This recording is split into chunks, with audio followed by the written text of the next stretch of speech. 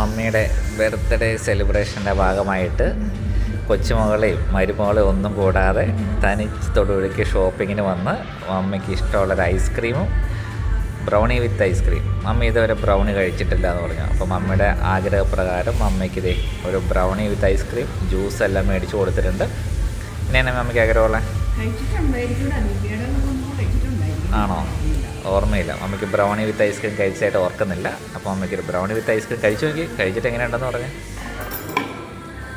എൻ്റെ മമ്മിക്കൊരു ഇന്ന് മമ്മിക്ക് ഫുള്ള് ചീറ്റ് ഡയറ്റാണ്. മമ്മിക്ക് ഫുൾ എല്ലാ ദിവസവും ചക്കയൊക്കെ കഴിച്ച് മമ്മി നല്ല ഹെൽത്തി ആയിട്ടിരിക്കുന്ന മമ്മിയല്ലേ. കുറച്ച് ഐസ്ക്രീം കൂടെ കൂട്ടി കഴിച്ചു നോക്ക്.